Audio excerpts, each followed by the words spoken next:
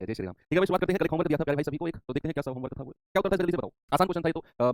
Allegation method पर मैंने बताया था कि एलिगेशन पर करना है। तो सवाल है कि अनिल ने 10,000 की कुल कीमत पर दो वस्तु को क्रय किया। टोटल कीमत पर खरीदा है, टोटल 10,000 रुपए है और दो वस्तु ए और बी को खरीदा है। अब कह रहा है कि उसने वस्तु ए को 15% लाभ और वस्तु बी को 10% की हानि पर बेचा है। पूरे सौदे में उसे ना तो लाभ हुआ और ना ही नुकसान हुआ। अच्छा एक बात बताओ, जब भी नो प्रॉफिट नो लॉस का केस बनता है, जब भी नो प्रॉफिट नो लॉस का केस बनता है तो भैया क्या जीरो से डिनोट करते हैं हम? भाई मान लो अगर से प्रॉफिट होता है 5% 10%, तो सीधा लिखते हैं 5% 10%, लॉस होता है 5 10% का तो माइनस का 5% माइनस का 10%, माइनस का साइन लगा देते हैं। और अगर नो प्रॉफिट नो लॉस बने जीरो। अब उसने कहा दो वस्तु को मिलाकर 10,000 में खरीदी है उसने और कह रहा है एक को तो 15% लाभ पर बेचा है, बचा लाभ है तो प्लस का 15%, और दूसरी वस्तु को बेचा है उसने 10% की हानि पर, लॉस पर, तो यहाँ माइनस का 10% है। और उसने कहा पूरे सौदे में, पूरे सौदे में मतलब ए को भी और बी को भी बेचकर जो वो कमाता है वो नो प्रॉफिट और नो लॉस, यानी कि जीरो जीरो जीरो जीरो, और यहाँ पर आ जाएगा जीरो। ठीक है, अब आप देखो बड़ी संख्या में से देखो, एक तो इससे बड़ी है, जीरो से 15 बड़ा है, और एक जीरो से छोटा है, माइनस 10 छोटा होता है ना भाई जीरो से, तो बड़े में से छोटा घटाना है। 15 माइनस जीरो 15 ही आ जाएगा, और जीरो माइनस माइनस का 10, माइनस माइनस प्लस हो जाता है ना, ये प्लस का 10 आ जाएगा। 5 दूनी 10 और 5 तिया 15। नीचे जो रेशियो आता है हमेशा कॉस्ट प्राइस क्रय मूल्य का आता है। जब भी हम प्रॉफिट एंड लॉस परसेंट को एलिगेशन मेथड में लगाते हैं तो बच्चा नीचे जो अनुपात आता है वो क्रय मूल्य कॉस्ट प्राइस का आता है। और उसने कहा दोनों को मिलाकर 10,000 में खरीदा, तो क्या मैं ये कह सकता हूँ 3 और 2 5 यूनिट का मान 10,000, तो एक यूनिट का मान कितना होगा 2,000। उसने आपसे क्या पूछा है, उसने कहा कि ए का विक्रय मूल्य, ए का, तो पहले तो ए का क्रय मूल्य बताओ, ए का क्रय मूल्य बताओ पहले तो 2 यूनिट है, तो 2 यूनिट का मान कितना होगा, यानी कि 4,000। तो ए का कॉस्ट प्राइस कितना है बच्चे, ये तो क्रय मूल्य है 4,000। अब आपसे कह रहा है ए को बेचा कितने में है, तो देखो ए को तो उसने 15% लाभ पर बेचा है, ए को तो उसने 15% लाभ पर बेचा है। अच्छा अगर मैं इसका विक्रय मूल्य निकालना चाहूंगा तो 4,000 को अगर 15% लाभ पर बेचा जाएगा तो क्या 115% में नहीं बेचा जाएगा? भाई किसी भी वस्तु को अगर 15% लाभ प्रॉफिट पर आप बेच रहे हो तो क्या 115% में नहीं बेचोगे, 100% में जोड़ देते हैं। तो 4,000 तो आपने क्रय मूल्य निकाल दिया कॉस्ट प्राइस, तो विक्रय मूल्य कितना होगा 4,000 का 115%। यस, 2 जीरो से 2 जीरो कंप्लीट, जीरो 4 पंजे 20, 4 एकम 4 तो 6, 4 एकम 4 कितना आ गया 46, ऑप्शन नंबर सी। ये होमवर्क था कल का जो आपको दिया गया था। ठीक है भाई, चलो चलते हैं आज के टाइप की तरफ, और आज के टाइप में थोड़ा सा आगे बढ़ाते हैं उसी चीज। चलिए अगला टाइप है आपके सामने, ये रहा, थोड़ा सा चेंज है। कल जो मैं लास्ट में कराया था कॉस्ट प्राइस क्रय मूल्य बराबर होता है या क्रय मूल्य दिया होता है, यहाँ थोड़ा सा टाइप चेंज है, सवाल को करने के तरीके भी थोड़े से चेंज हो जाएंगे। क्यों चेंज होंगे? क्योंकि अब जो टाइप मैं आपको कराने वाला हूँ इसमें वो विक्रय मूल्य यानी कि वो सेलिंग प्राइस की बात करेगा। एक बार पढ़ोगे चीजें समझ में आ जाएगी, थोड़ा सा टाइप अलग है। बस दो बाइक की लागत मूल्य का योग 50,000 है। पहली बाइक को 20% लाभ पर और दूसरी बाइक को 20% की हानि पर बेचता है, और कह रहा है यदि विक्रय मूल्य समान है। ये बात उसने ऐड करी है जिसने सवाल के जज्बातों को चेंज किया है। कौन सी लाइन ने चेंज किया है? इस लाइन ने सवाल के जज्बातों को चेंज किया है कि यदि उनका विक्रय मूल्य समान है तो दूसरी बाइक का क्रय मूल्य क्या होगा। ये वाली लाइन, यदि विक्रय मूल्य समान है, यदि विक्रय मूल्य समान है, ये लाइन। और इस लाइन ने ही सवाल को बहुत सिंपल भी बना दिया, बहुत सिंपल बना दिया है। एक बार आप सभी लोग आराम से सवाल को दोबारा पढ़ो और फिर देखेंगे कि सवाल कैसे हो सकता है। आप जस्ट रीड आउट करो सवाल को, ठीक है। फिर उसने कहा कि दो बाइक खरीदी है, देखो मैं एक्सप्लेन करता हूँ सवाल को। सवाल में बोला गया है कि दो बाइक खरीदी है, दोनों का मिलाकर लागत मूल्य कितना है 50,000 रुपया है। दोनों का मिलाकर लागत मूल्य कितना है 50,000 रुपया है। ओके, कह रहा है एक को 20% के लाभ पर बेचता है और दूसरे को 20% की हानि पर बेचता है, और दोनों का विक्रय बेचने वाला मूल्य बराबर है। अब आप मुझे बात बताओ, अगर मैं पहली बाइक का क्रय मूल्य, अगर मैं उनका क्रय मूल्य मान लेता हूं, पहली बाइक का ए और दूसरी बाइक का बी, ये मैंने उनके क्रय मूल्य मान लिए कि पहली बाइक ए रुपए में खरीदी और दूसरी बाइक जो है वो बी में खरीदी है, मान लिया, और दोनों को मिलाकर 50,000 में खरीदा है। इतना आप जानते हैं। अब कौन सी कितने में खरीदी है हमें नहीं पता, मैंने मान लिया कि एक को ए रुपए में खरीदा, दूसरे को बी में। अब बच्चे मुझे बात बताओ, सामने देखो, अगर मुझे पता है कि पहली बाइक को वो 20% के लाभ पर बेचता है तो कितने परसेंट में बेचेगा, उसका सेलिंग प्राइस क्या है? आप इस बात का जवाब दो, बाकी सवाल धीरे धीरे हो जाएगा। आप मुझे बताओ कि अगर उसने पहली बाइक को 20% के लाभ प्रॉफिट पर बेचा है तो कितने परसेंट में बेचा? आपके अंदर से जवाब आएगा तुरंत, सर 120% में बेचा। अगर 20% का लाभ है तो पहली का क्रय मूल्य कितना है ए, और बच्चा उसका अगर मैं 120% निकाल दूं तो ये क्या हो जाएगा, ये हो जाएगा विक्रय मूल्य।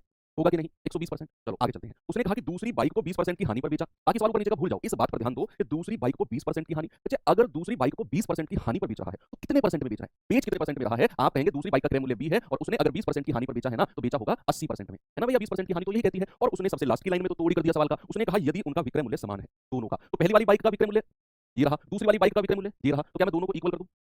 भाई उसने बोला है दोनों का विक्रय मूल्य बराबर है, मैंने दोनों का विक्रय मूल्य निकाला, बराबर कर दिया। यहाँ से ए और बी का अनुपात ले लो, जो आएगा अनुपात वो क्रय मूल्य का अनुपात होगा, और दोनों का मिलाकर 50,000 दिया हुआ है।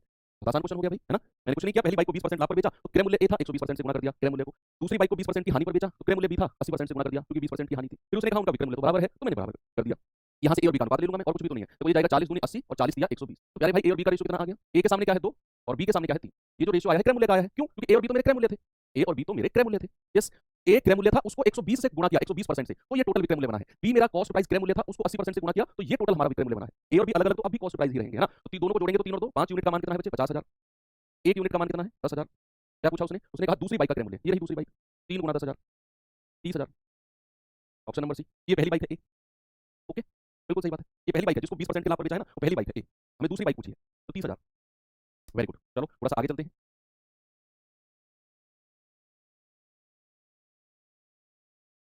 हाँ इस पे आएंगे जरा, ये सवाल देखिए।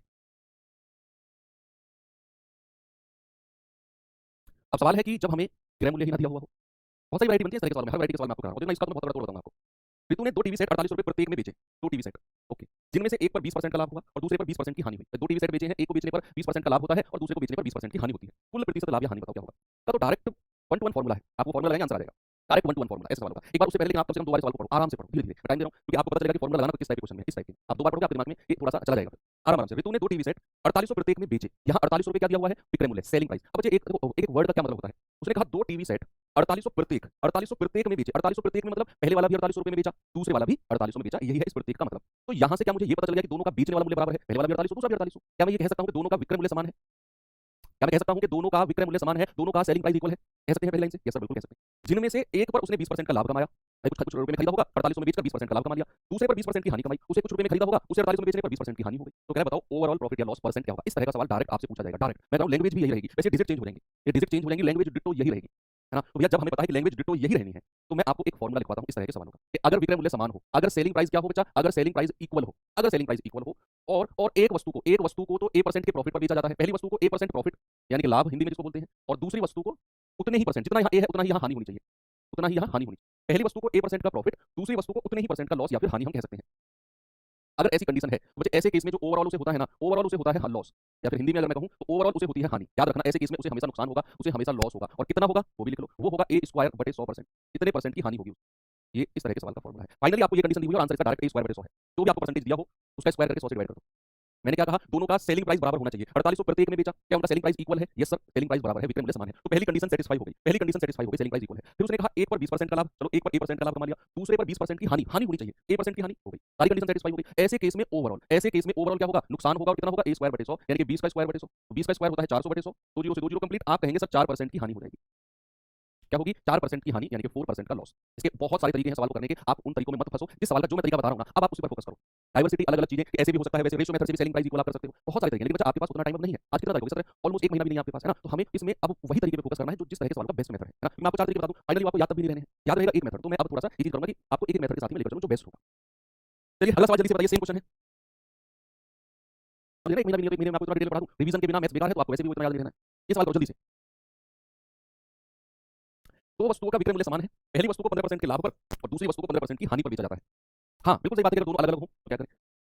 अच्छा एक तरफ दोनों तरफ लाभ हो तो फिर तो कोई दिक्कत ही नहीं है, फिर तो कोई दिक्कत ही नहीं है भाई, फिर तो आप रेशियो मेथड से आराम से कर सकते हो। अगर दोनों तरफ लाभ, एक को 20% लाभ, दूसरे को 20% लाभ, या दूसरे को 30% लाभ, रेशियो से करो 5 से 6 10 से 13। अगला क्वेश्चन भैया कि अगर दोनों अलग अलग परसेंटेज हो, पहले ये करो जो मैं आपको पढ़ा रहा हूँ। दो वस्तुओं का विक्रय मूल्य समान है, तो पहली कंडीशन सेटिस्फाई हो गई, सेलिंग प्राइस इक्वल रहना चाहिए।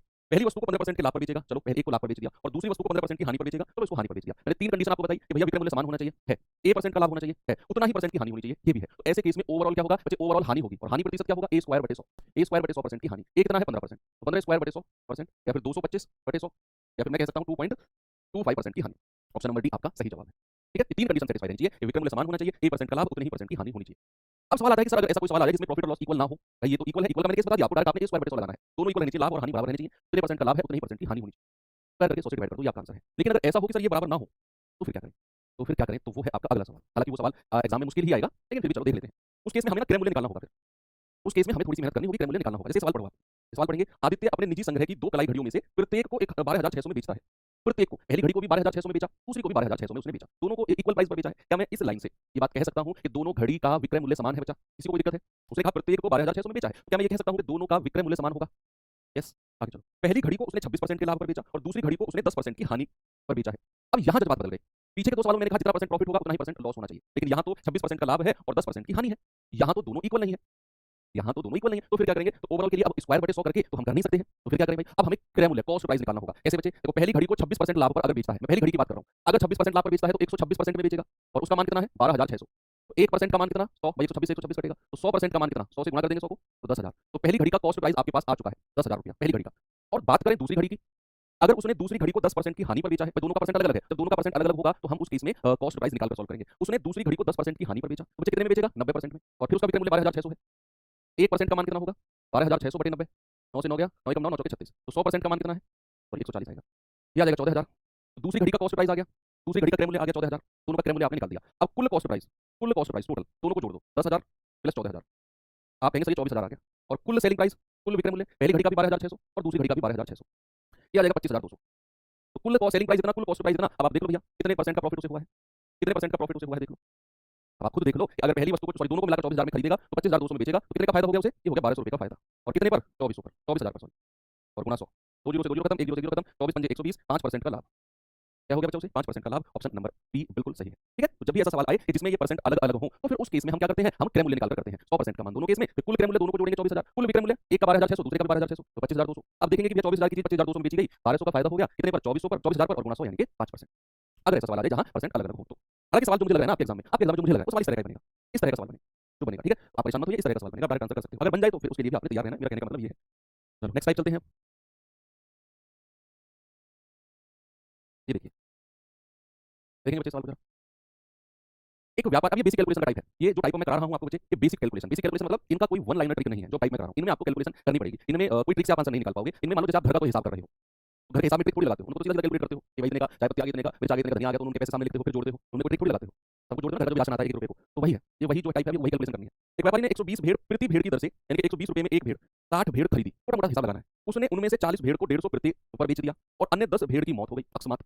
तो शेष भेड़ का विक्रय मूल्य क्या होना चाहिए यदि वह 800 रुपए का कुल प्रॉफिट कमाना चाहे तो, यदि वह 800 रुपए को कुल प्रॉफिट कमाना चाहे तो, ठीक है। चलो देखते हैं, बिल्कुल बेसिक कैलकुलेशन करनी है, दिमाग से निकाल दो, कोई ट्रिक नाम की चीज है, बेसिक कैलकुलेशन करनी है कि भाई 120 रुपए एक भेड़ के हिसाब से उसने 60 भेड़ खरीदी है, तो कितना उसकी जेब से गया होगा, क्रय मूल्य कितना होगा। आप कहेंगे सर 120 एक भेड़ के देता है तो 60 भेड़ कितने की हो गई, 12 72 और 2 जीरो लास्ट में, सर 7200 रुपए की सारी भेड़ को खरीद कर लाया और 60 भेड़ को घर ले आया, 60 भेड़ को घर ले आया और उसने कहा कि 40 को 150 के हिसाब से बेचा, 10 की मौत हो गई, शेष भेड़ का विक्रय मूल्य बताओ यदि वह कुल मिलाकर 800 रुपए का लाभ कमाना चाहता हो। अच्छा, अगर उसकी जेब से 7200 रुपए गए हैं तो उसकी जेब में आने कितने चाहिए भैया, वो 7200 रुपए का लाभ भी कमा, सॉरी 800 रुपए का लाभ भी कमाना चाहता है, तो वो कुल 8000 रुपए उसकी जेब में आने चाहिए। ऐसा सवाल ने बोला है कि उसे ओवरऑल सौदे में 60 भेड़ खरीद कर ले आया 7200 में, अब जब इनको वो बेचेगा उसी दौरान कुछ भेड़ मर भी गई, कोई फर्क नहीं पड़ता है, ओवरऑल तो उसे 800 रुपए कमाने हैं ओवरऑल। अब लगाते हैं हिसाब, तो क्रय मूल्य की बात हो गई और ये टोटल उसकी जेब में आने चाहिए। अब बेचने का हिसाब लगाते हैं, बेचने का कैसे कैसे, उसने 40 भेड़ को 150 के हिसाब से बेच दिया, तो अगर 40 भेड़ को 150 के हिसाब से बेचा है तो कितने में बेचा होगा, 15 चौके 60, 6000 रुपए में, यस। और कह रहा है कि 10 भेड़ मर गई, भाई 10 भेड़ जो है वो मर गई है, तो कितनी भेड़ बची है जो उसे बेचनी है, अब कितनी भेड़ बची है, अच्छा आप खुद देखो भाई, वो 120 भेड़, सॉरी 60 भेड़ 120 के हिसाब से 7200 रुपए की खरीद कर लाया है और उसे पूरे सौदे में 800 रुपए का फायदा कमाना है, तो कितना उसकी जेब में आना चाहिए, 8000 रुपया।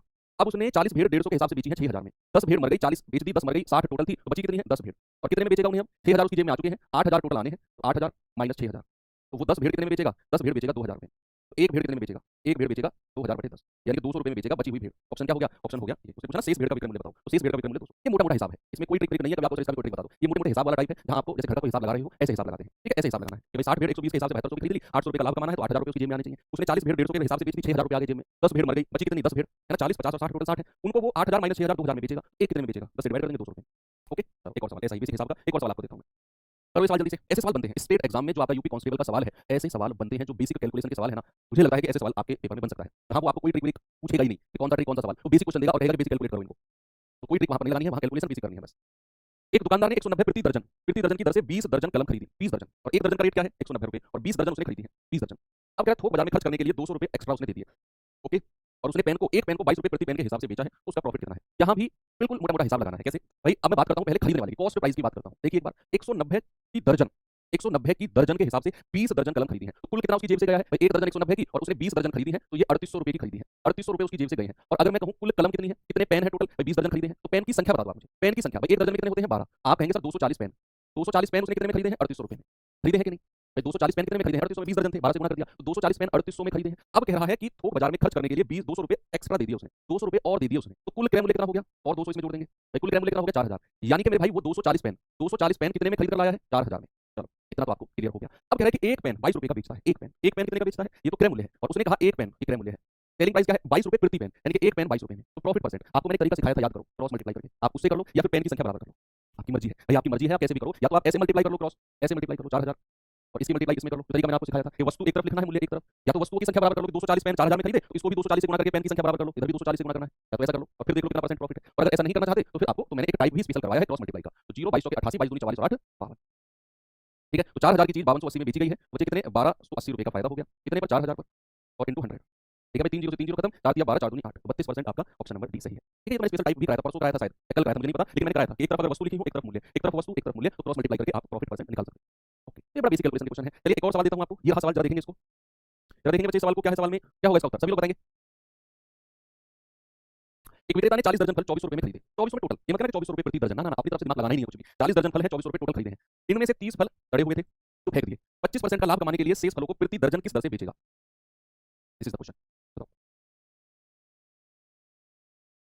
प्रति दर्जन किस दर से बेचेगा। बच्चे 40 दर्जन का मतलब कितना होता है, कितने फल है 40 गुणा 12 यानी कि 480 फल, और कितने में खरीदे हैं 2400 रुपए में, कितने में 2400 रुपए में, ये उसका क्रय मूल्य है, ये उसका कॉस्ट प्राइस है। कह रहा है कि 30 फल जो है वो सड़े हुए निकल गए, तो जरा इसमें से 30 फल माइनस करना, तो कितने बचे हैं 450, भाई ये तो सड़े हुए निकल गए ना, सड़े हुए निकल गए तो उनको हटा दिया मैंने, अब फल बचे हैं 450, अब कितने बचे हैं? अब बचे हैं 450। अब कह रहा है कि इन 450 फलों को वो बेचेगा तो 25% का प्रॉफिट होना चाहिए। लाभ कितना होना चाहिए? 25% का। यानी कि अगर उसने 2400 रुपए में कोई चीज खरीदी है तो इसका 25% का फायदा उसे मिलना चाहिए। तो यार भाई जरा मुझे 25% का फ्रैक्शन 1/4 होता है और गुणा 2400, यानी कि उसे 600 रुपए का लाभ होना चाहिए भैया। ये उसे इतना प्रॉफिट, इतना लाभ होना चाहिए 600 रुपए का। तो भैया वो फिर 450 फल कितने में बेचेगा? 450 फल बेचेगा 24 और 6 3000 रुपए। यस और नो? भाई वो 480 फल 2400 में खरीद कर लाया, 30 फल पड़े हुए निकल गए, हटा दिए, 450 फल अब बेचेगा और कितने में बेचेगा? वो कह रहा है 25% का लाभ उसे होना चाहिए। तो प्यारे भाई अगर 2400 में खरीद कर लाया तो 25% का लाभ, 25% का फ्रैक्शन कितना होता है? 1/4, 1/4। तो 2400 का 1/4 निकालेंगे, 600 रुपए का लाभ होगा उसे, है ना? तो दोनों को जोड़ेंगे यानी कि 3000 में बेचेगा 450 फल, 450। एक फल कितने में बेचेगा? एक फल आप कहेंगे 3000 बटे 450 और आपसे उसने पूछा है प्रति दर्जन, प्रति दर्जन, दर्जन पूछा है मतलब 12 फल। दर्जन में कितने होते हैं? दर्जन में होते हैं 12 फल। 3000 बटे 450 और गुणा 12, ये आपका फाइनल आंसर है। ये आपका फाइनल आंसर, मोटे मोटे हिसाब ये जो सवाल होते हैं उनको आपने बड़े आराम से कर लिया। देखो भाई ये जाएगा आपका 15 3 45, 15 दूनी 30, 30 बार जाएगा, 3 चौके 12 और 20 चौके 80। तो 12 फल कितने में बेचेगा? 12 फल बेचेगा 80 रुपए में। ऑप्शन नंबर डी आपका सही जवाब। यस बिल्कुल सही जवाब।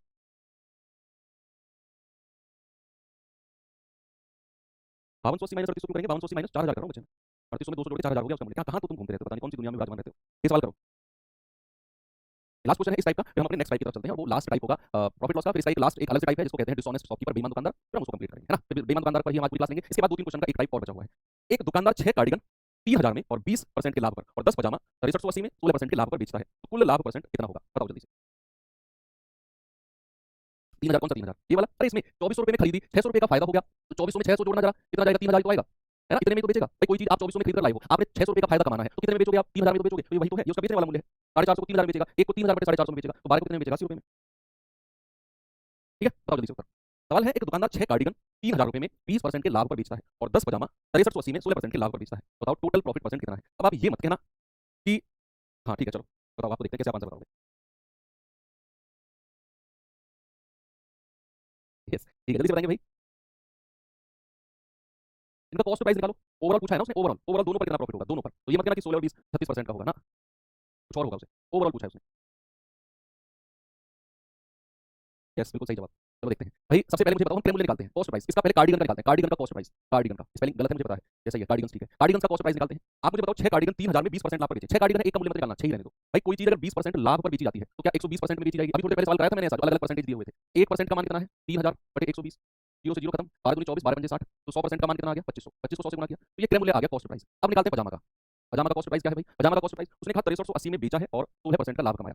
अब अगर 16% का लाभ कमाएगा, अगर 16% का लाभ कमाएगा तो बच्चे क्या 116% में बेचेगा? यस। और उसका मान कितना है? 6380। नहीं आप इसमें एलिगेशन नहीं लगा सकते। एलिगेशन लगा के कैसे लगाओगे? नीचे भी तो अनुपात बनाना पड़ेगा, और अगर मैंने कहा अगर आप प्रॉफिट का अनुपात बनाओगे, एलिगेशन लगाओगे तो नीचे क्रय मूल्य का रेशियो बनता है, तो क्रय मूल्य तो है ही नहीं आपके पास, एलिगेशन तो लग ही नहीं सकता है ना? चलो तो भाई 1% का मान कितना है? 6380 बटे 116, 29 चौके 116, 29 दूनी 58, 29 दूनी 58 जीरो, 4 पंजे 20, 4 पंजे 20।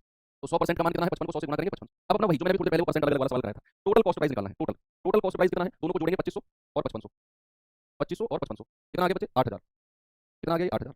और टोटल सेलिंग प्राइस, टोटल विक्रय मूल्य, एक है 3000 का, एक है 6380 का, तो जोड़ेंगे कितना आएगा? 0 8 3 और 6 और 3 9, क्या आ गया? 9380 का। अब आप देख लो कितने का फायदा हुआ है। आपने सारे कार्डिगन और पजामा के लिए अपनी जेब से पैसे दिए हैं 8000 और सभी को बेचा कितने में है? 9380। तो ओवरऑल कितने का प्रॉफिट हो गया बच्चे? 8000 की चीज 9380 में बेची है तो 1380 का फायदा, और कितने पर? 8000 पर, और इंटू 100। 3 जीरो से 3 जीरो खत्म, 8 एकम 8, 5 8 सत्ते 56, 8 दूनी 16, 8 पंजे 40, 17.25%। ऑप्शन नंबर ए बिल्कुल सही है। ठीक है, तो मैंने फिर से रिपीट करता हूँ क्या था सवाल में। तो बच्चे सवाल में क्या था कि उसने 6 कार्डिगन 3000 में बेचे हैं और 20% का लाभ कमाया। तो मैंने कहा कि अगर 20% का लाभ कमाया तो 120% में बेचा होगा, और 120% का मान कितना? 3000 रुपया। 120 का मैं 100% का मान निकालने वाला हूँ, क्रय मूल्य कॉस्ट प्राइस। तो 120% 3000, 1% 25, तो 100% 25। तो जितने भी 6 कार्डिगन थे उनको कॉस्ट प्राइस मिल गया, उनको खरीदा कितने में होगा? 2500। पजामा की तरफ आ जाओ। उसने कहा 10 पजामा 6380 में बेचे हैं और 16% का लाभ कमाया। तो अगर 16% का लाभ कमाता है तो 116% में बेचेगा, बराबर 6380। 1% का मान 55, तो 100% का कितना? 5500। यानी कि जो 10 पजामा थे उनको 5500 में खरीद कर लाया होगा। तो दोनों का कॉस्ट प्राइस जोड़ दो, 2500 और 5500, 8000 रुपया। दोनों का विक्रय मूल्य सेलिंग प्राइस जोड़ दो, 9380। तो कितने का फायदा हो गया बच्चा? 1380 रुपए का। और फायदा किस पर? बटे 8000 गुणा 100, यानी कि 17.25%। यस, आगे चलते हैं। अगला टाइप टाइप चेंज करते हैं। टाइप हो गया ये। अब आपको मैं थोड़ा सा विविध वाला टाइप करा देता हूँ, मिसलेनियस वाला, या हाँ मिसलेनियस मीनिंग मतलब टाइप ही कह सकते हो। चलिए जरा ये सवाल देखिए एक बार।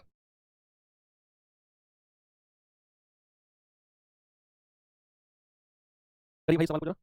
यस, सवाल है मुकेश एक वस्तु के 80% भाग को 20% लाभ पर और शेष भाग को 5% की हानि पर बेचता है और इस प्रकार उसे 9300 रुपए का प्रॉफिट यानी कि लाभ होता है। तो मुकेश के लिए वस्तु का क्रय मूल्य क्या होगा? निहायत ही आसान, बहुत आसान टाइप का क्वेश्चन। उतने ही आसान तरीके से मैं आपको सवाल को समझाऊंगा, एक लाइन में खत्म है, एक ही लाइन में। आप जस्ट इसे पढ़ो सवाल को। उसने कहा एक वस्तु है, उसका 80% भाग, उस वस्तु का 80% हिस्सा वो 20% के लाभ पर, 20% के प्रॉफिट पर बेचता है, और शेष भाग जो बच गया है उसको बेचता है 5% की हानि पर। बच गया है हिस्सा, उसको 5% की हानि पर बेचेगा, और इस प्रकार उसे 9300 रुपए का लाभ होगा ओवरऑल। दोनों को बेचने पर ओवरऑल उसे 9300 रुपए का प्रॉफिट यानी कि लाभ होगा। अब क्या बताओ उसने वो वस्तु खरीदी कितने में होगी? उसने वो वस्तु खरीदी कितने में होगी? ये सवाल है, बताइए जल्दी से।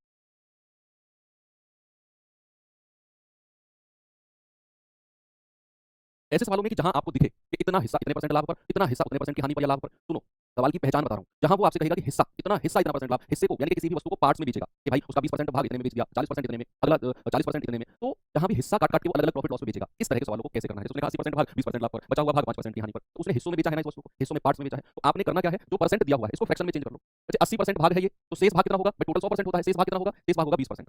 80% भाग तो उसने यहाँ बेच दिया। तो अगर वो कह रहा है शेष भाग, तो शेष भाग 100 में से घटा दो 20% बचेगा, यस और नो? Yes sir. अब सुनना, उसने 80% का फ्रैक्शन कितना होता है? 4/5 और 20% का फ्रैक्शन कितना होता है? 1/5। अब उसने कहा कि 80% भाग 20% के लाभ पर बेच दिया। 80% यानी कि 4/5 हिस्सा कितने पर? 20% का लाभ है, तो ये 20%। और कह रहा है शेष भाग, बचे शेष भाग कितना? 1/5।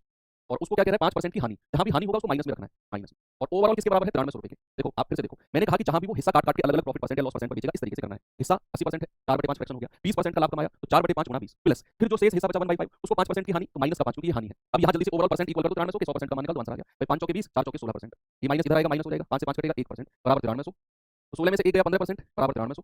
तो 1% कितना होगा? बचे 9300 बटे 15 यानी 15 6 90 15 दूनी 30 620। तो 100% कितना होगा? 100% होगा 620 गुना 100 यानी कि 62,000। क्या आंसर होगा प्यारे भाई? 62,000। ऑप्शन नंबर बी आपका सही जवाब होगा। That clear? यस। मैंने क्या बोला? मैंने कहा कि जो भी वो अलग अलग हिस्सा बनाकर बेचेगा सवालों में, हिस्सा इतना परसेंट लाभ, हिस्सा इतना परसेंट, हमेशा आपको इसी तरीके से करना है। जितना हिस्सा वो बोलेगा उसको फ्रैक्शन में चेंज कर लेना है और जितना प्रॉफिट या लॉस से बोलेगा मल्टीप्लाई करके ओवरऑल उसने लाभ दिया हुआ 9300 के बराबर कर दिया। तो यहाँ मिला 16, 5 से 5 गया 1 बराबर 9300, 15% 9300, 1% 620, 100% 62,000। अगला सवाल दूं? ट्राई करोगे खुद उसे? यस। जल्दी से अभी सवाल को ट्राई करो। फिर इसके बाद शुरुआत करते हैं अपना बेईमान दुकानदार dishonest shopkeeper. Basic concept 5 minute में कांसेप्ट सिखा दूंगा डिसऑनेस्ट शॉपकीपर का 5 मिनट में। और फिर मैं कैसा भी सवाल आपको दूं, कैसा भी डिसऑनेस्ट शॉपकीपर का सवाल आप अपने आप कर दोगे। मैं कैसा भी सवाल दूंगा ना आपको, आप खुद से कर दोगे। देखो, यदि किसी लास्ट क्वेश्चन है, फिर हम डिसऑनेस्ट शॉपकीपर की तरफ चलेंगे। यदि किसी सामग्री का आधा भाग यहाँ लिख दो, यहाँ लिख दो आधा भाग। आधा भाग तो 20% लाभ पर, ओके। और 1/4 भाग हिस्सा काट काट के बेच रहा है ना, 1/4 भाग यहाँ लिख दो 16% के लाभ पर। और शेष भाग, अब शेष कितना बचा है बच्चे? भाई शेष अगर ये चीज परसेंट में दे रखी होती तो हम 100 में से घटा देते, हम 100 में से घटा देते। भाई अगर ये चीज परसेंट में दे रखी होती, इतना भाग उतना परसेंट, तो जो शेष होता वो हम 100 में से घटा देते। एक ऐसा फ्रैक्शन कैसे बनाते हैं गुरुदेव?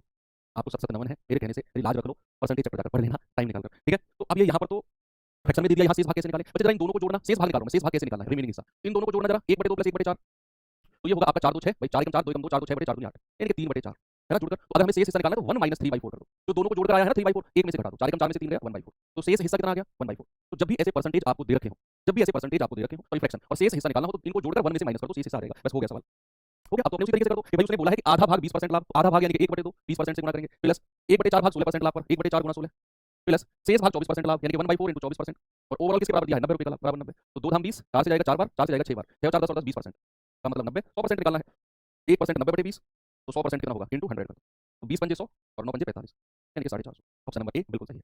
तो जब हिस्सा आपसे कहे कितना हिस्सा उतना हिस्सा आप इस तरीके से अप्लाई करना। चलो प्रॉफिट लॉस कंप्लीट हो चुका है, अब आते हैं अपना डिसऑनेस्ट शॉपकीपर, बेईमान दुकानदार की तरफ।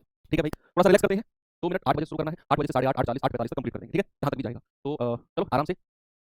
देखो जो पार्ट आपके समझ में नहीं आ रहा है ना, उसको दोबारा रिवाइज करो। और दूसरी बात, आप जैसे बच्चा अभी आया कि परसेंटेज को फ्रैक्शन में कैसे बदलते हैं। बच्चे आप सच में यूपी कांस्टेबल की तैयारी कर रहे हो, मैं मजाक नहीं कर रहा हूं, प्लीज बुरा मत मानना। आप सच में 1 महीने बाद जो पेपर होने वाला है उसकी तैयारी कर रहे हो, जिसमें लाखों बच्चों ने फॉर्म भरा है उसकी तैयारी कर रहे हो सच में? आप सच में एक सीट लेना चाह रहे हो या बस पेपर देना है और कुछ नहीं करना? आपको मैंने परसेंटेज चैप्टर पढ़ाया, फर्स्ट क्लास में ही बताया कैसे फ्रैक्शन से परसेंटेज बदलते हैं, परसेंटेज से कैसे फ्रैक्शन बदलते हैं। आपने वो क्लास नहीं की, आपके पास इतना टाइम भी नहीं है कि आप वो क्लास कर पाओ। आप डरना मत, मैं सच बता रहा हूं आपके पास, क्योंकि अगर आप उस क्लास को करोगे तो कुछ और छोड़ दोगे आप, या तो रीजनिंग या जीएस या हिंदी कुछ भी आपको सैक्रिफाइस करना पड़ेगा, तब आप वो क्लास करोगे। टाइम ही नहीं है आपके पास, देख लो कहां टाइम है, पूरे दिन आपकी क्लासेस चलती हैं, कहीं ना कहीं टाइम निकाल कर परसेंटेज पढ़ने बैठोगे वो छूट जाएगा। तो वही तो जिस दिन फॉर्म आए थे उसी दिन चिल्ला चिल्लाकर मैंने के सर ने हर टीचर ने आपको बताया था कि एक दिन भी आपको जाया नहीं करना है, क्योंकि आपके पास उतना टाइम है ही नहीं कि आप वेस्ट कर सको टाइम को। तो जो बच्चे उसी दिन से लगे हुए हैं वो लगे रहो, कुछ दिन और की बात है, बस क्लासेस मत छोड़ो अपनी। जो भी सब्जेक्ट आता है, अगर मैं आपसे कहूं, आप मुझसे पूछते हो कि सर बिना मैथ्स के सिलेक्शन हो जाएगा, डेफिनेटली हो जाएगा, आप मैथ मत पढ़ के जाओ, हो जाएगा डेफिनेटली सिलेक्शन, मैं तो टीचर बात कर रहा है। लेकिन फिर आपको उसके लिए उतना कॉन्फिडेंट रहना चाहिए, उतना कॉन्फिडेंट आपको बनना पड़ेगा कि आप मैथ अगर छोड़कर भी जा रहे हो तो हिंदी, रीजनिंग और जीएस में आप बेस्ट ऑफ द बेस्ट करके आओ। ये रीजनिंग में 55 में से 55 करके आओ, एक दो गलत हो जाए कोई बात नहीं। हिंदी में 37 में से 37 करके आओ, एक भी गलत नहीं होना चाहिए, एक आध हो जाए चलो कोई बात नहीं। 35 नंबर वहां, 53 नंबर वहां। और जीएस में भी 37 में से कम 15 से 18 नंबर आने चाहिए। मैथ्स में बड़े से आप 20 में से 18 में से 18 जो कुछ आते हैं, 3 4 तो कर ही दोगे, इतने तो बेकार नहीं हो, तभी आपका सिलेक्शन होगा। लेकिन उसके लिए आपको रीजनिंग में 55 में से 55 वाला पेपर करना होगा। लेकिन अगर आप रीजनिंग में 40 42 कर रहे हो और फिर आप मुझसे पूछो मैथ्स छोड़ के सिलेक्शन हो जाएगा क्या? नहीं डूबनी है फिर तो, है ना? बाकी सब्जेक्ट में आपको 100% रहना पड़ेगा। अगर आप इस सब्जेक्ट को छोड़ रहे हो तो डेफिनेटली सिलेक्शन होगा। तो मैथ्स में आपको जो चैप्टर आपको लगता है कि यार ये चैप्टर तो बहुत दिक्कत कर रहा है, उसको छोड़ दो। लास्ट में आकर आपको जो चैप्टर आसान लगे उनकी रिवीजन कर जाना, जो चैप्टर आपको आसान लगे। फाइनली मैं तो यही कहूंगा आपसे। चलो बात करते हैं डिसऑनेस्ट शॉपकीपर, ठीक है भाई? इस बात से परेशान मत हो कि एग्जाम नजदीक आ रहा है, डर लग रहा है, तो मुझे हर उस बच्चे को लगा होगा टॉप करेगा ना, इसकी रैंक बनाएगी, उसे भी इस टाइम डर लग रहा होगा। उसे भी इस टाइम 100% डर लग रहा होगा कि मैं पास होऊंगा कि नहीं, मैं सिलेक्शन होगा कि नहीं। डरना आप ये मत सोचो मैं ही डर रहा हूं, सब डरे बैठे हैं, सब डरे बैठे हैं। एग्जामिनर भी तो डरा बैठा है, आयोग भी तो डरा बैठा है, तभी तो जल्दी डेट दी उसने। डिसऑनेस्ट शॉपकीपर, बेईमान दुकानदार। अब कोई भी दुकानदार बेईमान वैसे तो होता नहीं, हर कोई अपना पेट के लिए चीजें ज्यादा में बेचता है, पर चलो जब इसने कह दिया है डिसऑनेस्ट शॉपकीपर तो मान लेते हैं। आप मुझे बताओ, कोई भी दुकानदार, कोई भी शॉपकीपर अगर है, कोई भी शॉप, एक 5 मिनट का कांसेप्ट है बस, और मैं कहूं अगले 20 मिनट में आप सारे सवालों को कर दोगे। ये तो सिंगल सवाल नहीं छूटेगा, कुछ भी अलग नहीं है। एक 5 मिनट का कांसेप्ट ध्यान से पढ़ लो बस। दुकानदार दो तरीके से फायदा कमाता है या बेईमानी करता है। एक तो बच्चे खरीदते टाइम, खरीदते वक्त, और एक बेचते वक्त, है ना? यानी कि सेलिंग के टाइम पे, सेलिंग के टाइम पे और परचेसिंग के टाइम पे, परचेसिंग के टाइम, ठीक है? यानी कि खरीदते वक्त और बेचते वक्त दो तरीके से वो प्रॉफिट कमा सकता है, दो तरीके से। अब खरीदते वक्त कैसे, एक ही एग्जांपल बताऊंगा, ये मैं कॉन्सेप्ट सिखा रहा हूं ना, एक ही एग्जांपल बताऊंगा और उसी एग्जांपल को ध्यान में रखना है, ठीक है? खरीदते वक्त भी बच्चे वो दो तरीके से अपना फायदा कर सकता है, मूल्य में और वजन में, खरीदते वक्त मूल्य में ही फायदा होता है कि 10% कम पर कोई वस्तु खरीदी, 10% के लाभ पर खरीदी, है ना? तो खरीदते वक्त मूल्य में वजन वाला केस बनता नहीं है कि वो चुरा लाया ज्यादा वजन, ऐसा बनता नहीं है। मूल्य में, और बेचते वक्त दो तरीके से कमा सकता है अपना प्रॉफिट, एक तो मूल्य में कि भाई ज्यादा में बेच रहा है, और एक वजन में। और यही जो है ना असली कहानी है, यही है असली कहानी ये वाली, इस पर स्टार लगा लो। इसी की वजह से ही डिसऑनेस्ट शॉपकीपर जो टॉपिक है वो एक गजब लेवल का टॉपिक बनता है बच्चों के लिए। आज के बाद आपको ये बच्चों का खेल लगेगा टॉपिक। ये वजन बेचते समय जो वजन है ना, इसमें दुकानदार गड़बड़ करता है। आपके आसपास है कोई दुकानदार जो गड़बड़ करता है, करने दो, कोई बात नहीं, 150 ग्राम की तो गड़बड़ कर रहा है। तो मैंने कहा बेचते वक्त सेलिंग प्राइस वजन में गड़बड़, आप उसको पकड़ भी नहीं पाओगे पहली बार। तो अब ये गड़बड़ कैसे होती है भाई, या उसका फायदा कैसे होता है, एक ही एग्जांपल से मैं आपको समझाऊंगा। एग्जांपल से, एग्जांपल से आप बेस्ट समझोगे। क्या करना है, रेशियो मेथड से हम ये पूरा चैप्टर कंप्लीट कर देंगे। रेशियो मेथड से ये पूरा चैप्टर कंप्लीट कर देंगे हम कैसे। मैं आपसे कह रहा हूं कि खरीदते वक्त उसने मूल्य में 10%, एक ही एग्जांपल से मैं आपको समझाऊंगा। एग्जांपल से, एग्जांपल से आप बेस्ट समझोगे। क्या करना है, रेशियो मेथड से हम ये पूरा चैप्टर कंप्लीट कर देंगे। रेशियो मेथड से ये पूरा चैप्टर कंप्लीट कर देंगे हम कैसे। मैं आपसे कह रहा हूं कि खरीदते वक्त उसने मूल्य में 10% का फायदा कमाया, 10% का प्रॉफिट कमाया है मूल्य में। तो खरीदते वक्त अगर 10% का प्रॉफिट की बात करेगा तो बच्चे याद रखना फ्रैक्शन कितना होता है 10% का। 10% से मैं पूरा कॉन्सेप्ट आपको समझा दूंगा 1/10। तो आपको अगर कहिए कि खरीदते वक्त 10% का लाभ कमा लिया उसने, 10% का लाभ कमा लिया, ऐसे सवाल में लिखाएगा कि खरीदते वक्त 10% का लाभ कमाता है, प्रॉफिट कमाता है। तो बच्चे आपने फ्रैक्शन जस्ट क्या करना है, 10 में 1 जोड़ देंगे, 10% का लाभ यानी कि 10 से 11, और अगर 10% की हानि कर जाता है तो 10 से 9, सीधा सीधा फ्रैक्शन बढ़ाना है हमें। बात समझ में आई। अगर सवाल में आएगा कि खरीदते वक्त 10% का प्रॉफिट, मतलब फ्रैक्शन सीधा सीधा 10 से 11 करना है, 10 से 11। अभी सुनते रहो, बातों को सुनते रहो, बहुत सारे क्वेश्चन हैं। असली खेल यहाँ का है, बाकी तो कुछ भी नहीं है, बाकी में सीधा सीधा फ्रैक्शन बढ़ाना है। ऐसे ही अगर मैं कहूँ बेचते वक्त मूल्य में अगर कहे 10% का फायदा, या फिर सवाल कहेगा कि भैया किसी वस्तु को बेचते समय दुकानदार 10% ज्यादा में बेच रहा है, 10% ज्यादा मूल्य में बेच रहा है। मान लो आप कोई चीज 100 में खरीद कर लाते हो, 120 में बेचते हो, तो ज्यादा मूल्य में बेच रही हो, तो वो कहेगा कि बेचते समय 10% ज्यादा मूल्य में बेच रहा है। तो यहाँ भी जो फ्रैक्शन होगा वो 10 से 11 हो जाएगा। फ्रैक्शन सीधा सीधा बढ़ता है, जरूरी 10%, 20% आएगा तो 5 से 6। एक एग्जांपल दिया मैंने 10% का, तो सीधा सीधा फ्रैक्शन बढ़ता है। अब असली कहानी आती है बेचते समय वजन में। इन दोनों का मैंने आपको समझा दिया। खरीदते समय अगर कहेगा फायदा तो 10 से 11 सीधा करेंगे, बेचते समय अगर मूल्य में कहेगा तो सीधा सीधा फ्रैक्शन। अब ये कहानी मैं आपको अलग से समझाऊंगा, ये कहानी मैं अलग से अलग बोर्ड पे समझाऊंगा ले जाकर कि भाई बेचते समय वजन में कैसे गड़बड़ी करता है कोई दुकानदार। ये दो पॉइंट आपको समझ में आ गए। अगर सवाल में आएगा कि कोई दुकानदार बेचते समय वजन में गड़बड़ी कर रहा है, उसके लिए देखते हैं। दुकानदार दुकानदार बेचते समय वजन में गड़बड़ी करता है, वजन में, ठीक है। ये पॉइंट है असली जो पूरा डिसऑनेस्ट शॉपकीपर में जान डालता है कि बेचते समय वजन में। बच्चे अब अगर ऐसा आपके पास सवाल आएगा कि बेचते समय वजन में, तो अब इसमें भी दो तरीके के बनते हैं। बेचते समय वजन में अगर परसेंट की बात करेगा, लेट्स सपोज आपसे कह रहा है 10% कम वजन तोलता है, 10% कम वजन तोलता है, तोलता है, ऐसा बोलेगा कि बेचते समय 5% कम वजन तोलता है, या बेचते समय 10% कम वजन तोलता है। तो दुकानदार तो गड़बड़ कर देता है ना, दुकानदार तो गड़बड़ कर देता है। तो फिर क्या करेंगे, अगर वो कहेगा कि बेचते समय वजन में गड़बड़ी की और उसने 10% कम वजन तोला है, जितना आप उसे मांगने गए थे उससे 10% कम वजन दिया है, ने 10% कम वजन दिया। अब मैं आपको ट्रिक बताता हूँ क्या, ट्रिक बताता हूँ क्या क्या करना है। बच्चे इधर ये दो चीज लिखनी है, अपने राइट हैंड साइड पर लिखना है ईमानदारी वाला, ईमानदारी से उसे कितना देना चाहिए था और बेईमानी से उसने कितना दिया है, बेईमानी से उसने कितना दिया। मैं आपको चीज पार्ट्स में समझा रहा हूं, छोटे छोटे पार्ट्स में, और जब हम एक ही सवाल में अप्लाई करेंगे आप समझ आ गया सच में। मैं कह रहा हूं बेचते समय दुकानदार वजन में गड़बड़ करता है, तो सवाल बन सकता है परसेंट कम वजन तोल रहा है कि 10% कम वजन तोल रहा है, तो हमेशा सीधे हाथ की तरफ लिखना है ईमानदारी वाला वजन और उल्टे हाथ की तरफ लिखना है बेईमानी वाला वजन, बेईमानी वाला वजन, है ना। तो यहाँ पर ईमानदारी से अगर 10% कम वजन तोल रहा है, मतलब ईमानदारी से उसे कितना देना चाहिए था 100, ईमानदारी से कितना देना चाहिए था 100, तो दिया उसने कितना है 90, 10% कम दिया है ना, 10% कम 90, रेशियो क्या बन गया बच्चे, रेशियो बन गया 9 से 10। ऐसे बनता है वजन का रेशियो, उल्टा बनता है। अभी तक जो मैंने आपको सिखाया कि भैया मूल्य और बेचते समय मूल्य का रेशियो सीधा बना, 10% मतलब 10 में 1 जोड़ देते हैं लाभ के लिए, 10 से 11। यहाँ भी 10% मतलब 10 में 1 जोड़ देंगे, 10 से 11। लेकिन यहाँ खेल अलग है, वजन का खेल अलग है। अगर वो 10% कम वजन तोल रहा है, कम वजन, आपको उतना वजन नहीं दे रहा जितना आपसे मांगने गए थे, तो एक तरफ लिखना है ईमानदारी का वजन, एक तरफ लिखना है बेईमानी का। ईमानदारी से कितना देना चाहिए था 100, दिया कितना 10% कम यानी कि 90, तो रेशियो उल्टा बनता है, रेशियो उल्टा बनता है। बस ये ध्यान रखना है, इधर राइट हैंड साइड सीधे हाथ की तरफ ईमानदारी वाला वजन और उल्टे हाथ की तरफ जो जितना कम उसने दिया है बेईमानी वाला। ऐसे अब दूसरा एग्जांपल देगा कि 1 किलो की जगह 1 केजी की जगह 1 किलो की जगह 900 ग्राम 900 ग्राम वजन देता है। एक सवाल ऐसे बन सकता है, एक तो बनेगा ऐसे कि 10% कम वजन तोलता है तो हम रेशियो इस तरीके से बनाएंगे। और अगर कहेगा कि 1 किलोग्राम की जगह 900 ग्राम वजन देता है, अभी सवाल आएगा एज इट इज सवाल आएगा। मैं आपको जो एग्जांपल देकर समझा रहा हूं सवाल एज इट इज आएगा। मैंने कहा 1 किलोग्राम की जगह 900 ग्राम देता है, बच्चा अगेन आपने वही करना है कि बेईमानी वाला उल्टे हाथ की तरफ लिखना है और ईमानदारी वाला सीधे हाथ की तरफ, यानी कि ईमानदारी से जो उसे वजन देना था, ईमानदारी से जो उसे वजन देना था, तो वो कितना देना था 1 किलो। 1 किलो में कितने ग्राम होते हैं 1000 ग्राम। ईमानदारी से कितना वजन देना था 1000 ग्राम, लेकिन बच्चे उसने बेईमानी कितने की कर दी, उसने 900 ग्राम दिया है, तो जो बेईमानी वाला वजन है वो यहाँ रेशियो कितना बन गया 9 से 10। ये दो केस बनते हैं बेचते समय वजन के, बेचते समय वजन के ये दो केस बनते हैं और पूरा का पूरा कॉन्सेप्ट खत्म, पूरा का पूरा कॉन्सेप्ट खत्म बेईमान दुकानदार का। अब मैं कोई भी सवाल आपको दे दूंगा ना, आप सारे सवाल करोगे, मैं दूंगा बहुत सारे सवाल, डोंट वरी। ये बेचते समय वजन अगर कहेगा 10% कम वजन तोलता है, तो भैया आप कहोगे सीधा एक तरफ बेईमानी एक तरफ ईमानदारी। ये बात याद रखना, कम वजन तोल रहा है, कम वजन का उपयोग कर रहा है, तो भैया ईमानदारी वाली तरफ जितना ईमानदारी देना चाहिए 100 मान लो, तो बेईमानी 10% कम यानी कि 90, तो 9 से 10। ऐसे ही अगर कहे कि 1 किलो की जगह 900 ग्राम वजन दे रहा है, तो बच्चे बेईमानी ईमानदारी, ईमानदारी में उसे 1000 ग्राम देना चाहिए था, बेईमानी में दिया 900, तो रेशियो हो गया 9 से 10। तो दुकानदार खरीदेगा और बेचेगा भी ये कैसे? अच्छा सिद्धार्थ, आपने दुकानदारी नहीं करी, दुकानदार जब तक खरीदेगा नहीं तो बेचेगा कैसे? ये बेसिक लॉजिक आपके दिमाग में सारे तार चिपक गए हैं, टेप लगाओ उनमें। दुकानदार जब तक खरीदेगा नहीं बेचेगा कैसे? अपने पास से प्रोडक्शन करेगा चीजों का, मान लो चिप्स लेने हैं तो दुकानदार घर में मशीन लगाएगा चिप्स बनाने की, तो टॉफी बनानी है, बेचनी है, टॉफी घर में बनाएगा, कहीं से खरीद कर नहीं लाएगा दुकानदार, क्या बात कर रहे हो? चलो ठीक है, आगे चलते हैं। ये कह रहा है ज्यादा वजन तोले, तो यहाँ क्या लिखा हुआ है, यहाँ क्या लिखा, बेईमान, बेईमान दुकानदार कभी ज्यादा वजन तोल सकता है। चलो सवाल पे चलते हैं, सवाल करेंगे बच्चे जरा, टॉपिक क्या आपका बेईमान दुकानदार है और आप ज्यादा ईमानदार दुकानदार क्वेश्चन करना चाह रहे हो। अब सारे छोटे छोटे कॉन्सेप्ट अलग अलग समझाए हैं, अब सबको अप्लाई करने का समय आ गया है। सवाल से और चीजें आपको स्मूथली समझ आ जाएंगी। अब देखो सवाल करो, एक बेईमान दुकानदार अपना सामान क्रय मूल्य पर बेचता है, जितने पर खरीद कर लाया था उतने पर ही बेचेगा, लेकिन लेकिन लेकिन लेकिन अगर वो क्रय मूल्य पर बेच रहा है, मान लो भैया चावल आप खरीदने गए, आपने कहा कितने रुपए प्रति किलो, आपका दोस्त है, तो तो अपना यार है, रोज शाम को दोनों दोस्त बीड़ी पीते हैं, साथ में बैठ के बीड़ी दोस्त है, चलो 50 रुपए में मैं खरीद कर लाया था 1 किलो चावल, तो 50 रुपए किलो के हिसाब से ही ले जा। लेकिन बीड़ी दोस्त अलग है, और उसने क्या किया, उसने आपने उसे 1 किलो मांगी ना, तो उसने आपको केवल 900 ग्राम का हार यूज करके 900 ग्राम चावल दिया। अब आपका दोस्त है, आपने भी उसे कुछ नहीं किया, ध्यान नहीं दिया, आपने दोस्त ठीक दे रहा होगा, फायदा कर गया ना अपना दुकानदार। बेशक वो आपकी दोस्ती का हवाला देकर आपको क्रय मूल्य पर बेच दिया उसने, लेकिन 1 किलो नहीं दिया, उसने 900 ग्राम दिया। तो ये सवाल है, कभी कोई आपका असली दोस्त दुकानदार हो तो उससे शक मत करना, हो सकता है कुछ दोस्त ईमानदार भी होते हैं, है ना, तो वो चीजें दे देते हैं। तो यहाँ पर बच्चे आप मुझे बताओ, ईमानदारी से वजन कितना देना था 1 किलो, 1 किलो मतलब 1000 ग्राम, तो वो लिखना है राइट हैंड साइड की तरफ, और बेईमानी से कितना दिया है 900 ग्राम, तो रेशियो क्या बन गया, रेशियो बन गया आपका 9 से 10। अब देखो दुकानदार का फायदा कितने का हो गया भाई, 9 की चीज को दुकानदार 10 में, सॉरी 9 की चीज खरीद कर लाया था 10 में बेच रहा है, तो कितने का फायदा हो गया दुकानदार का, एक का, और कितने पर, जो दुकानदार की जेब से गया है। बेईमानी तो उसने यहाँ करी है ना, बेईमानी तो उसने यहाँ करी है, तो दुकानदार की जेब से तो ये वाला हिस्सा गया है, ये थोड़ी दिया है उसने, ये तो ईमानदारी वाला हिस्सा था, ये बेईमानी वाला है, तो एक का फायदा कर गया दुकानदार, और कितना उसकी जेब से गया है 9 और गुणा 100, तो ये आ जाएगा 11 सही 1/9% का दुकानदार फायदा कर गया। इतनी स्पीड से सारे सवाल आप करने वाले, मतलब आपको कह दोगे समझ आ गया सवाल करने में। अगला सवाल जल्दी से आप मुझे बता दो इसका उत्तर क्या होगा, सभी लोग जल्दी से बताओ सवाल का उत्तर। एक बेईमान डीलर लागत मूल्य पर अपनी वस्तुओं को बेचने का दावा करता है, लेकिन 1 किलोग्राम के बदले 850 ग्राम ही तोलता है, तो बताओ कि उसका प्रतिशत लाभ क्या होगा। सभी का आंसर आना चाहिए भैया, बड़ा सिंपल बना दिया मैंने टॉपिक आपके लिए, बहुत सिंपल। ईमानदारी वाला वजन सीधा आपकी तरफ, 1 किलोग्राम यानी कि 1000 ग्राम देना था, उसने केवल 850 ग्राम ही दिया, वो इधर लिख दो, रेशियो बनाओ 0 से 0 खत्म, 5 से जाएगा 17, 5 से जाएगा 20, दुकानदार को कितना फायदा हो गया 3 का, और दुकानदार की जेब से कितना गया है 17, 3/17 गुणा 100%, तो 300/17%, या फिर आप कह सकते हो 17 एकम 17 13 17 7 119, 17 सही 11/17%, दो ऑप्शन एक जैसे नहीं है, 17 सही 11/17%, ऑप्शन नंबर बी। ये अगर सवाल आपके एग्जाम में आ जाए ऐसा, तो आप धुआं बना दोगे ना सवाल को, सवाल का धुआं बना दोगे ना, अगर ऐसा सवाल आ जाए तो आपके एग्जाम में, अगर यस, चलो थोड़ा सा चेंज करते हैं सवाल को, अगर कैसा भी सवाल दे दूं मैं, आपको कोई प्रॉब्लम होगी ही नहीं। अब जैसे जैसे फ्रैक्शन मैंने बताए हैं वैसे वैसे करना है। तो उसने कहा एक दुकानदार या बिना चीनी पर 4% की हानि का दावा कर रहा है बेचते समय, हानि 4% की हानि का वो बेचेगा, और मैंने कहा बेचते समय मूल्य का जो परसेंट होगा, ये उसने 4% मूल्य की बात करी है, तो मैंने आपको बताया कि अगर मूल्य की बात होगी बेचते समय तो सीधा सीधा फ्रैक्शन आप बढ़ा दोगे या घटा दोगे, अगर हानि कह रहा है सीधा सीधा फ्रैक्शन, इसमें ज्यादा नहीं सोचना है। जैसे 4% का फ्रैक्शन बताना बच्चे कितना होता है 4/100 यानी कि 1/25, और उसने हानि की बात करी है, तो फ्रैक्शन क्या होगा, फ्रैक्शन क्या होगा बच्चे, वो बेचते समय 4% की हानि लॉस की बात करेगा, भाई साहब मैं तो लूट गया 4% की हानि पर दे रहा हूं मैं, तो फ्रैक्शन क्या होगा 25 में से एक घटेगा कितना 24, एक फ्रैक्शन तो ये मिल गया आपको 25 से 24, सारे फ्रैक्शन बनाते चले जाओ, सारे फ्रैक्शन, हानि उसने कहा 25 से 24, बस ध्यान कहां रखना है, ध्यान कहां पे रखना है, यस बेचते समय वजन में, उस पे थोड़ा सा स्पेशल फोकस करना है, बाकी तो कुछ दुनिया का कोई भी परसेंट की हानि कर दे उसका फ्रैक्शन सीधा सीधा कर दोगे आप, बेचते समय वजन पे ध्यान देना, मैंने अलग से आपको समझाया। उसने कहा 1 किलोग्राम की जगह 620 यूज कर रहा है, बस यहां ध्यान करना है, ईमानदारी वाला वजन इधर लिखना है 1 किलोग्राम यानी कि 1000 ग्राम, और कितना दिया उसने 620। अब ये फ्रैक्शन आप गुणा मत करना, इधर की चीज इधर से कट जाए तो काट देना, वो मैंने आपको सिखाया हुआ है, जैसे देखो 25 से कटेगा 25 चौके 100 40 बार, ये 0 से 0 कट गया, अब गुणा कर दो, ये आ जाएगा 62, और ये आ जाएगा 24 गुणा 4 यानी कि 96, तो भैया देख लो कितने का फायदा हो गया, देख लो आप कितने का फायदा हो गया दुकानदार का। आप कह सकते हो सर 6 में से दोगे 4, 9 में से 6 गई 3, तो सर 34 का फायदा हो गया कितने पर 62 पर, और गुणा 100, बस कैलकुलेट कर लो ये,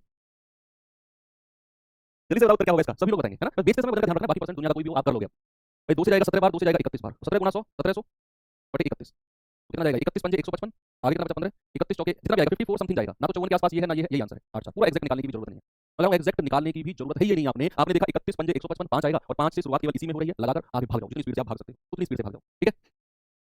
ये सवाल करो, और ये बड़ा कंट्रोवर्सी वाला सवाल है, आप जिन लोगों ने पहले मैथ्स पढ़ा होगा उनको पता होगा कि ये बड़ा कंट्रोवर्सी वाला सवाल है, 21% इसमें जवाब अक्सर बच्चे देते हैं, लेकिन आप मत देना, आप मत देना, आपको मैंने कॉन्सेप्ट सिखाया है, आप सही जवाब देना। ये सवाल है क्या वो देखो पहले, एक दुकानदार 10% की बाहर में बेईमानी खरीदते समय कर रहा है, खरीदते समय तो कुछ भी हो सीधा फ्रैक्शन आप बढ़ा दोगे आगे, सीधा बढ़ा दोगे आप 10% की बेईमानी, यानी 10% का लाभ है उसका, सीधा सीधा 10% का लाभ सीधा सीधा बेईमान का, ये खरीदते समय है, खरीदते समय ध्यान नहीं देना हमको, हमारा फोकस रहना चाहिए बेचते समय, बस खरीदते समय तो कुछ भी फ्रैक्शन दे सीधा सीधा बाहर में बेईमानी उसका लाभ है 10 से 11, बस ये ध्यान रखना है। बेचते समय 10% में बाहर की, कहना 10% तो खरीदते समय और 10% बेचते समय, बस यहाँ आपने ध्यान रखना है, बेचते समय इस पे फोकस करना है, बाकी पे तो फ्रैक्शन में दिमाग नहीं लगाना, बाकी को सीधा सीधा बढ़ा देना है, दिमाग कहाँ लगाना है बेचते समय बाहर में बेईमानी। आप अब ये सवाल सभी लोग सही करेंगे, मैंने कॉन्सेप्ट जो सिखाया है उसके अकॉर्डिंग।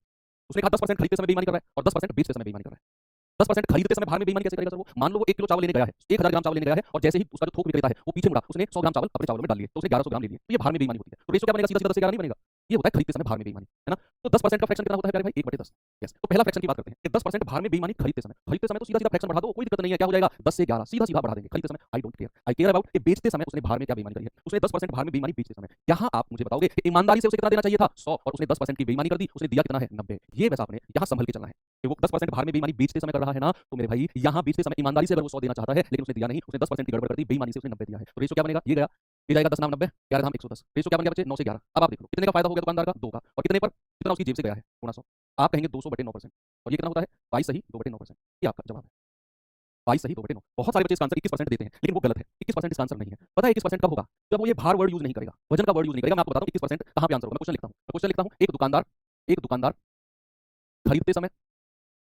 खरीदते समय 10% का लाभ कमाता है और बेचते समय 10% का लाभ कमाता है, 10% का लाभ कमाता है, तो कुल लाभ प्रतिशत बताओ, प्रतिशत ज्ञात करो। ये सवाल जब होगा, याद करो, ये सवाल जब होगा कि जहां वो वर्ड यूज करेगा ही नहीं बाहर का, उसने बस सिंपल सी बात बोली है कि एक दुकानदार खरीदते समय 10% का लाभ कमाएगा और बेचते समय 10% का लाभ कमाएगा, उसने कहीं भी ये वर्ड यूज नहीं किया कि 10% कम वजन का यूज करेगा, 10% की बेईमानी करेगा। ऐसा वर्ड जहां भी यूज होगा कि 10% की बेईमानी या 10% कम भार का यूज करेगा, तो फिर हम अपना उसी कॉन्सेप्ट पे चलेंगे, हमने सीखा। लेकिन ये अगर उसने बोल दिया खरीदते समय 10% का लाभ और बेचते समय 10% का लाभ, तो फिर तो सिंपल फ्रैक्शन बन जाता है। यहाँ उसने कहीं वजन का यूज किया, बेचते समय भी उसने बोल दिया 10% का लाभ है, तो यहाँ कहीं वजन का यूज नहीं किया, लाभ वर्ड यूज किया, खरीदते समय लाभ बेचते समय लाभ। अब आपका आंसर अपने फॉर्मूले में भी रख सकते हो, a + b + a × b/100 में, अब आप यहाँ पर भी रख सकते हो, या फिर आप फ्रैक्शन से भी कर सकते हो कि खरीदते समय भी 10 से 11 और बेचते समय भी 10 से 11, क्योंकि बेचते समय वो प्रॉफिट की बात कर रहा है, वजन की बात नहीं कर रहा है, बेईमानी की बात नहीं कर रहा है। बेईमानी वर्ड यूज करेगा तो अपने उसी कॉन्सेप्ट पे चलेंगे जो बेचते समय कॉन्सेप्ट हमने पढ़ा है, ठीक है। तो ये आ जाएगा आपका 100 और ये आ जाएगा 121, तो कितने का फायदा 21 का 100 पर और गुणा 100, 21% इस केस में आंसर होगा। आप यहाँ भी रख सकते हो 10 + 10 + 10 × 10/100, 21%, ठीक है बच्चे। जब वो भार वर्ड यूज नहीं करेगा, अब जैसे इस सवाल में उसने यूज कर लिया 10% भार की बेईमानी, तो यहाँ हम ये यूज नहीं करेंगे a + b + a × b/100, यहाँ अपना ये कॉन्सेप्ट यूज करेंगे, तो दोनों में आपको डिफरेंस पता चल गया। अगर वो कहेगा भार में बेईमानी या कम भार का यूज करेगा तो अपना वही कॉन्सेप्ट, लेकिन अगर कहेगा 10% का लाभ खरीदते समय और 10% का लाभ बेचते समय तो फिर अपना a + b + a × b / 100 आप लगा सकते हो। सवाल है अगला। चलो ये सवाल ऐसा ही दे दिया मैंने आपको, मुझे पता नहीं था तो सवाल चलो मैंने ऐसा ही दे दिया, आपका कंफ्यूजन दूर और हो जाएगा इस सवाल में। अब ये सवाल करो, अब ये सवाल करो, सर फंडा वेट का है, समझ गए, वेरी गुड, आप समझ लेना बहुत अच्छे, सारा वेट का फंडा है कि बेचते समय अगर कम भार का यूज कर रहा हो या बेचते समय बेईमानी वर्ड यूज कर ले तो फिर आप अपना वही फंडा लगाओ जो मैंने स्पेशल सिखाया आपको। लेकिन अगर कहे कि दुकानदार खरीदते समय 20% का लाभ और बेचते समय 30% का लाभ, इसमें क्या है, सीधा सीधा a + b वाला फॉर्मूला लगा दो, क्योंकि यहाँ उसने कहीं बेईमानी वर्ड यूज नहीं किया, यहाँ उसने कहीं यूज नहीं किया कि कम भार का यूज कर रहा है, सीधा सीधा खरीदते समय 20% लाभ, बेचते समय 30% लाभ, कुल लाभ, प्रॉफिट की बात कर रहा है, वजन का यूज नहीं किया उसने कहीं भी, तो आप अपना फॉर्मूला लगा सकते हो a + b + a × b / 100। आप कहेंगे 20 + 30 + 20 × 30 / 100 तो कितना हो जाएगा बच्चे, 50 + 3 × 6 यानी कि 56%। ऑप्शन नंबर सी आपका सही जवाब है। दोनों में डिफरेंस समझ गए ना कि अगर खरीदते समय भी लाभ, खरीदते समय तो छोड़ो, वो तो यूनिवर्सल है, उसका कोई मतलब नहीं है, लेकिन बेचते समय अगर लाभ कहते तो फिर आप a + b वाले फॉर्मूले पर जा सकते हो। चलिए आगे चलते हैं थोड़ा सा, ये सवाल करिए जल्दी से, करो भाई।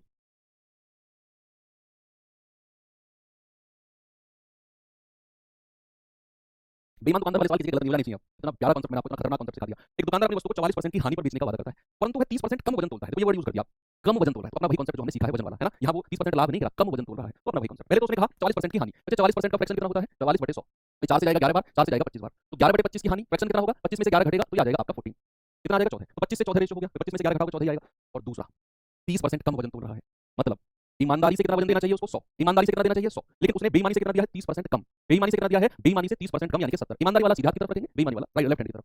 रेशियो कितना बन गया भाई, 25 70 175 और 14 धाम 140। अब आप देख लो भैया उसका तो नुकसान हो गया, 175 की चीज को 140 में बेच रहा है और आपसे हानि नहीं पूछी है उसने, कितना है, 25 की, 35 की हानि है, 35 की हानि, और परसेंट निकालना है तो 35/175 गुणा 100, 35 से कम 35, 35 पंजे 175, 5 से जाएगा 20%, 20% का नुकसान हो गया, ऑप्शन नंबर ए बिल्कुल सही है।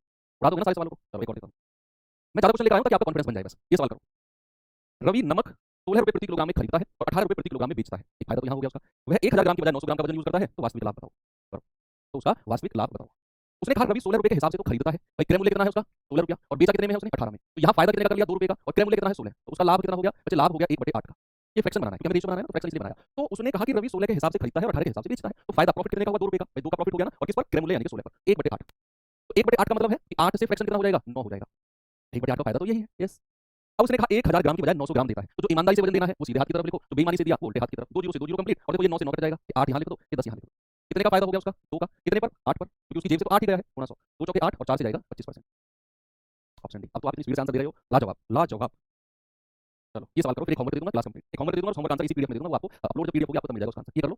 एक बेईमान व्यापारी ग्राहक से कहता है कि वह अपनी वस्तुएं क्रय मूल्य पर बेचता है, लेकिन वह गलत वजन का उपयोग करता है, गलत वजन का यूज करता है और लाभ के रूप में 12.5% का लाभ कमाता है। ये फाइनली जो अब तक हम जितने भी सवाल हमने किए हैं उनमें हम लाभ निकाल रहे थे ना, इसमें उसने दे दिया कि फाइनल प्रॉफिट उसका 12.5 है, गलत वजन का यूज करके, गलत वजन का यूज करके उसका प्रॉफिट 12.5 है। अब कह रहे बताओ उसने 1 किलोग्राम की जगह कितना यूज किया होगा, अब ये सवाल भी आ सकता है, अभी तक तो हमें दिया हुआ था कि 1 किलोग्राम की जगह कितना यूज किया, इस बार पूछ लिया, कोई भी दिक्कत नहीं है। ईमानदारी वाला वजन पहले बताओ 12.5% का फ्रैक्शन कितना होता है, परसेंटेज में सिखाया था 1/8 होता है, कितना होता है 1/8। अब फिर से करते हैं सवाल को, उसने कहा कि 1 किलोग्राम वजन के लिए कितना वजन यूज करेगा, ईमानदारी वाला वजन कितना लिखते हैं इधर, 1 किलोग्राम उसे देना चाहिए था, 1000 ग्राम देना चाहिए था, वो कह रहा है कितने ग्राम का उसने यूज किया है हमें नहीं पता, वही निकालना है। मान लेते हैं उसने ए का यूज किया है, तो हमारा रेशियो क्या हो गया ए से 1000, क्या रेशियो हो गया ए से 1000, ईमानदारी वाला वजन इधर और जो उसने यूज किया, जो दिया ग्राहक को वो पूछा है मैंने ए मान लिया, और फाइनली उसका प्रॉफिट कितना है 1/8 का, यानी कि 8 से कितना, ये फाइनल प्रॉफिट है, फाइनल प्रॉफिट है। तो क्या मैं ये कह सकता हूं कि a/1000 बराबर 8/9 होगा, भाई जो फ्रैक्शन a/1000 का होगा वही तो 8/9 का होगा, ये फाइनल प्रॉफिट है, ये जो लाभ है ना 12.5 ये फाइनल प्रॉफिट है जो हम निकालते थे आपसे पहले सवालों में, तो वो नीचे ही तो आएगा, यहाँ लाइन खींच के नीचे तो आएगा 8 से 9, तो जो रेशियो a/1000 का होगा वही रेशियो 8/9 का होगा, यहाँ से a का मान निकाल लो, क्रॉस मल्टीप्लाई करेंगे तो 9a बराबर 8000 और a कितना हो गया 8000/9, तो 9 72 8 9 72 8 9 72 888.8, ऑप्शन नंबर सी डी आपका सही जवाब है। ठीक है, ओके कोई दिक्कत नहीं है। ईमानदारी वाला वजन यहाँ जो बेईमानी से यूज किया वही पूछा है वो लिख दिया, और उसने कहा फाइनल प्रॉफिट, फाइनल लाभ 12.5% का 1/8 का है, तो लाभ है तो 8 में 1 जुड़कर 9 हो जाएगा, तो जो रेशियो a/1000 का होगा वही रेशियो 8/9 का होगा, आपका आंसर आ गया 888.8। अब एक सवाल मैं आपको होमवर्क दे देता हूँ,